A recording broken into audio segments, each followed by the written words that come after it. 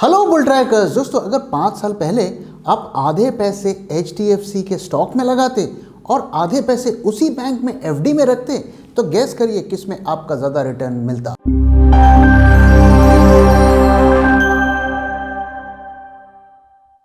जी हाँ, आपने सही समझा, आपको FD में ज़्यादा रिटर्न मिलता HDFC के स्टॉक से।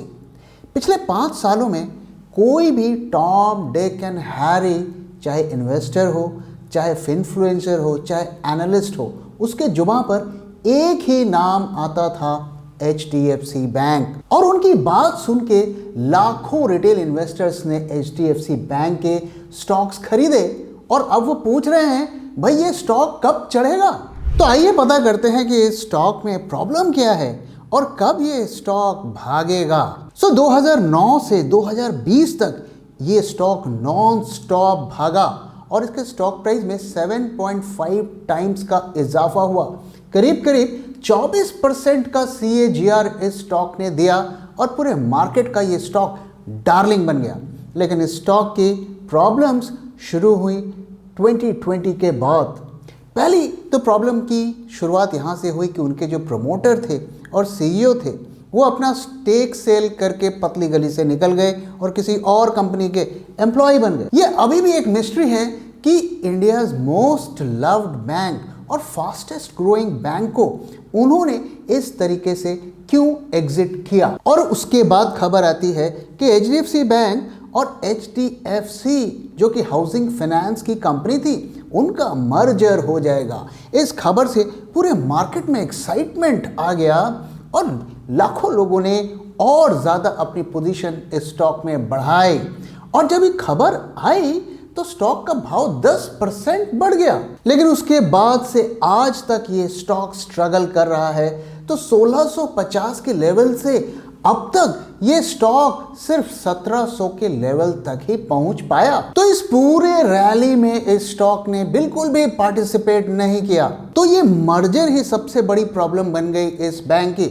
हमें जो ऑफिशियल रीजंस ये बताए गए कि इस मर्जर से सिनर्जी बढ़ेगी और क्रॉस सेलिंग की अपॉर्चुनिटी मिलेगी, जो कि अभी तक होता हुआ हमें नहीं दिख रहा है। तो 2 की रीजंस है जिसकी वजह से ये स्टॉक परफॉर्म नहीं कर रहा है। पहला, अब ये इतनी बड़ी एक कंपनी बन गई है कि इतने लार्ज बैलेंस शीट पर ग्रोथ मोमेंटम को सस्टेन करना बहुत ही एक टेढ़ी खीर है। और दूसरा, इसके की इंडिकेटर्स जैसे नेट इंटरेस्ट मार्जिन और loan to deposit ratio underperform कर रहे हैं मर्जर के बाद। तो आइए इन दोनों पैरामीटर्स को एक एक करके समझते हैं। तो दोस्तों, नेट इंटरेस्ट मार्जिन जैसा कि आप जानते हैं कि वो इंटरेस्ट का डिफरेंस होता है, यानी कि कितना इंटरेस्ट वो देते हैं और कितना इंटरेस्ट वो लेते हैं। तो ये मार्जिन में ड्रॉप क्यों हुआ? क्योंकि मर्जर के बाद जो उनके होम लोन्स थे वो HDFC के पोर्टफोलियो के पार्ट बन गए। दोस्तों, हम जानते हैं कि जो हाउसिंग फाइनेंस के लोन्स होते हैं उसमें बैंक की कमाई कम होती है क्योंकि वहाँ पर रेट ऑफ इंटरेस्ट लो होता है, जबकि ऑटो लोन्स, पर्सनल लोन्स और जो इस तरीके के दूसरे लोन्स होते हैं उसमें बैंक को ज़्यादा कमाई होती है। तो इतना बड़ा एक लोन का पोर्टफोलियो HDFC बैंक के लोन का पार्ट बन गया, जिसकी वजह से उनके इंटरेस्ट में जो इनकम आती थी उसमें थोड़ी गिरावट आ गई। दूसरा जो रीज़न जिसकी वजह से नेट इंटरेस्ट मार्जिन में गिरावट आई वो ये है कि आप देखिए, जो बैंक होता है उसके पास एक सस्ती कैपिटल अवेलेबल होती है क्योंकि लोग चल कर आते हैं, अपना अकाउंट खुलवाते हैं, वहाँ पर FDs रखते हैं, अपने करंट अकाउंट, सेविंग्स अकाउंट्स रखते हैं और उस पैसे का इस्तेमाल करके वो आगे लोन दे देते हैं। तो वो उन्हें सस्ते पर वो कैपिटल मिल जाता है क्योंकि सेविंग्स बैंक में इंटरेस्ट कम होता है, FD में कम होता है। लेकिन वही एक जो नॉन बैंकिंग कंपनी होती है उसे मार्केट से लोन पर पैसा उठाना पड़ता है, जो कि अक्सर ज़्यादा होता है। तो इस मर्जर से उनकी प्रॉब्लम क्यों हुई? क्योंकि एक तरफ जो लोन का पोर्टफोलियो उन्होंने लिया उससे कमाई कम हो रही है, दूसरी तरफ जो उस लोन को देने के लिए जो बैंक ने मार्केट से पैसा उठाया HDFC ने, उसको उसमें उन्हें ज़्यादा इंटरेस्ट देना पड़ रहा था। तो इसलिए एक बहुत बड़ी मिस्ट्री है कि इतनी प्रॉब्लम्स जब उन्हें पता थी कि आने वाली है तो क्यों इन दोनों बैंक्स को मर्ज किया गया। दूसरी जो प्रॉब्लम है वो लोन टू डिपॉजिट रेशियो की है, यानी कि कितना आप लोन दे रहे हैं और कितना आपके पास डिपॉजिट आ रहा है, इसका रेशियो। तो ये रेशियो जितना ज़्यादा होता है उतना ज़्यादा रिस्क होता है। तो आरबीआई बैंक को ये इंस्ट्रक्ट करता है कि इसे आप कम से कम रखें, और बैंक के हित के लिए भी ये ज़रूरी होता है कि ये रेशियो कम हो। तो इस मर्जर से पहले जो एलडीआर था वो 87% था, और मर्जर के बाद ये बढ़कर 110% के लेवल तक पहुंच गया, जो कि ऑलमोस्ट अलार्मिंग लेवल तक पहुंच गया। लेकिन इसके बाद बैंक ने कई कदम उठाए।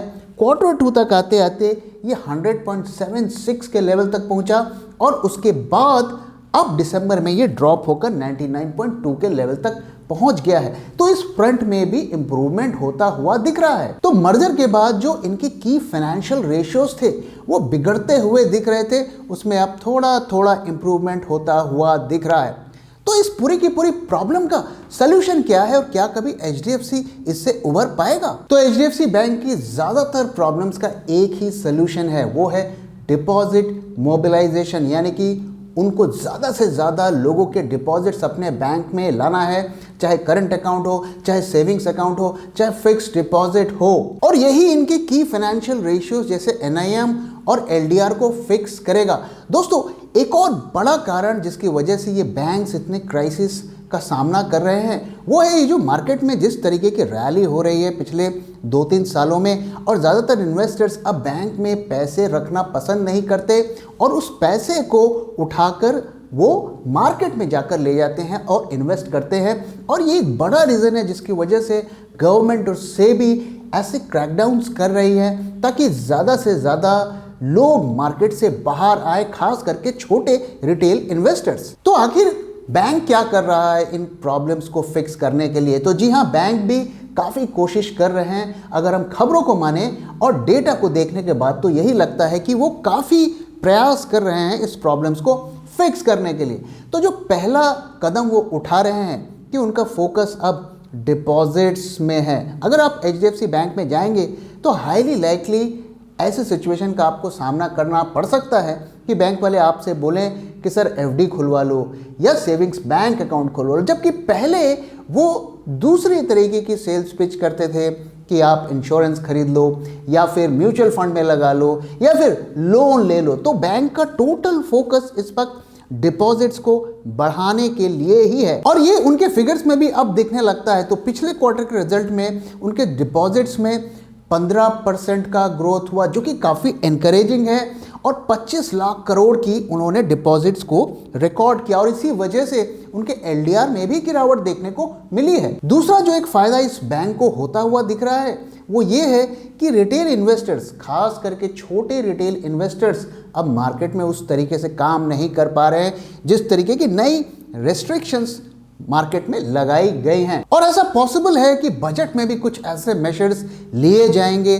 जैसे एडिशनल टैक्सेस वगैरह लगाए जाएंगे, ताकि रिटेल इन्वेस्टर्स को डिस्करेज किया जा सके कि वो मार्केट में पैसा लगाएं। ऑलरेडी क्रिप्टो और दूसरे एवेन्यूज़ में इन्वेस्टमेंट करना मुश्किल कर दिया गया है, तो लोग हो सकता है मजबूर हो जाएं कि वापस से बैंकों में वो पैसे रखें। दूसरा जो कदम बैंक उठा रही है कि वो अपने लोन बुक्स को ट्रिम कर रही है, और इसके लिए उन्होंने एक मेजर किया है।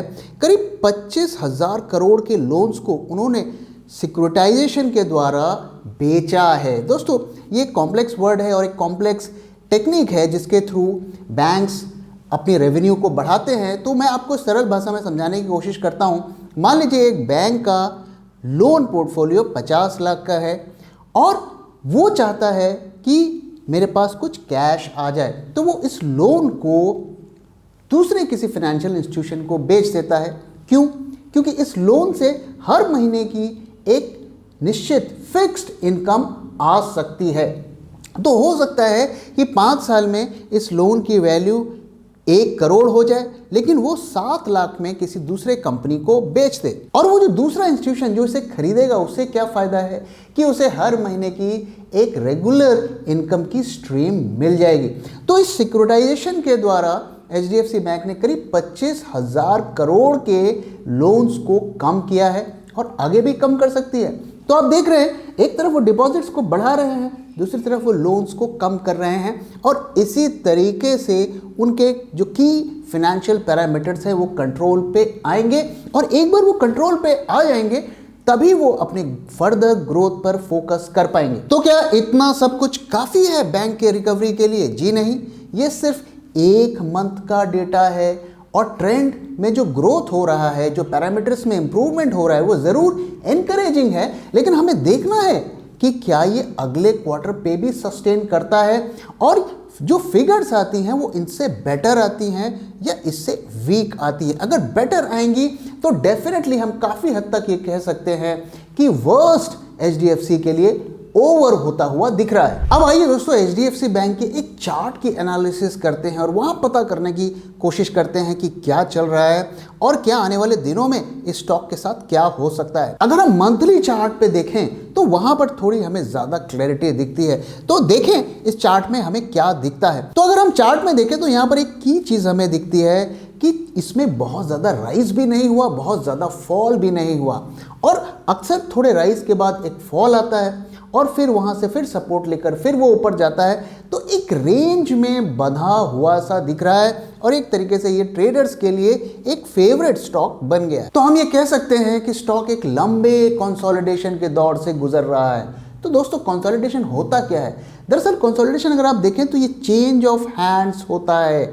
जिन्होंने पहले पोजीशन ली थी वो फ्रस्ट्रेट हो गए, वो निकलते हैं, और जो अब स्टॉक को लेकर एक्साइटेड हो रहे हैं वो उस चेंज ऑफ हैंड का पार्ट बन के उसमें पोजीशन बनाते हैं। तो अगर आप देखें तो पिछले 2-3 सालों में किसने पोजीशन बनाई? रिटेल इन्वेस्टर्स, क्योंकि इतने सारे एनालिस्ट लोग इसमें बुलिश थे, उनकी बात सुनकर उन्होंने पोजीशन बनाई। अब उन्हें लगता है कि इसमें पैसा लगाने के बजाय हम कहीं और लगाते तो हमारे ज़्यादा पैसे बन जाते। अब वो फ्रस्ट्रेटेड होकर इस स्टॉक को डंप कर रहे हैं। लेकिन मिस्ट्री ये है कि खरीद कौन रहा है? तो ऑब्वियसली जब स्टॉक में ग्रोथ नहीं होती है और फिर भी बाइंग आती है तो अक्सर ऐसा होता है कि उसमें big hands, strong hands position बनाते हैं। एक और जो खास बात यहाँ पे आप देखिए, अगर आप यहाँ पर वॉल्यूम को देखें, जिस तरीके का यहाँ वॉल्यूम हो रहा है ये शायद ऑल टाइम हाई वॉल्यूम का लेवल है। मतलब बहुत बड़े मात्रा में चेंज ऑफ हैंड्स हो रहा है, लोग स्टॉक को छोड़ रहे हैं और नए लोग स्टॉक में घुस रहे हैं। और अक्सर जब इस तरीके के वॉल्यूम एक्टिविटी होती है तो ये एक बड़ी मूवमेंट का इंडिकेशन होता है। और रिसेंटली अगर आप देखें तो कई तरीके की नेगेटिव न्यूज़ आई, खास करके CLSA की न्यूज़ आई, और उससे भी एक बहुत ज़्यादा सेलिंग का ट्रिगर यहाँ पर हुआ है। और हम डेफिनेटली कह सकते हैं कि बड़े क्वांटिटी में चेंज ऑफ हैंड यहाँ पर हो रहा है। तो दोस्तों इस सारे डिस्कशन का क्या कंक्लूजन है और क्या है बुल ट्रैक का व्यू?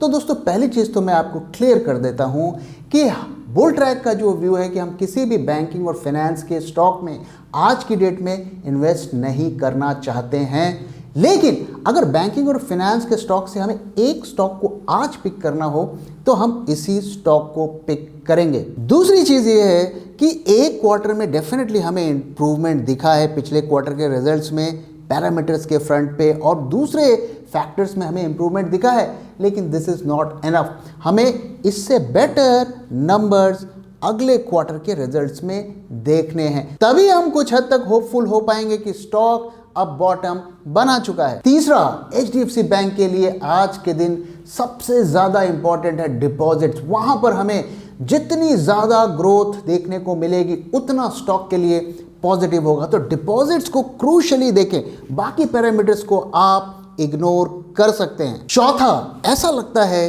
कि इस स्टॉक में एक और राउंड की बड़ी सेलिंग आएगी, एक तरीके का वॉल्यूम क्लाइमैक्स बनना चाहिए और उसके बाद ही स्टॉक में एक लंबी छलांग देखने को मिलेगी, और वो फॉल हो सकता है किसी एक्सटर्नल या इंटरनल ट्रिगर की वजह से आए। और पांचवा, budget is extremely important for this stock. अगर बजट में थोड़ा भी पॉजिटिव पुश बैंकिंग सेक्टर या इस स्टॉक को मिलता है तो ये स्टॉक रॉकेट भी बन सकता है। और अगर 6th पॉइंट आप देखें तो FIIs लगातार इस स्टॉक में पोजीशंस बढ़ा रहे हैं, यहाँ तक कि दिसंबर के महीने में भी उन्होंने पोजीशंस बढ़ाई हैं। तो डेफिनेटली FIIs ऐसा लगता है कि स्टॉक में काफी ज्यादा बुलिश है। और सातवां दोस्तों, ये स्टॉक अगर आप करंट सिचुएशन में देखें तो ये 1 2 3 4 5 महीने का स्टॉक नहीं है। अगर आप इस स्टॉक में बने रहना चाहते हैं तो आपको कम से कम 3 से 4 साल का व्यू रखना है। लेकिन दोस्तों लगातार जैसा कि हम आपके साथ शेयर कर रहे हैं कि बैंकिंग सेक्टर में इन्वेस्ट करना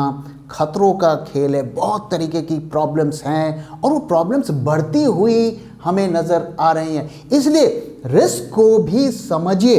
तो अगर हम रिस्क की बात करें तो सबसे बड़ा जो रिस्क है वो है GDP का फॉल और इसके चलते लोन पोर्टफोलियो में स्ट्रेस, जो कि हमें अभी देखने को मिल रहा है छोटे स्केल में। और दूसरा, किसी भी तरीके की नेशनल और इंटरनेशनल बैंकिंग या फाइनेंस की क्राइसिस।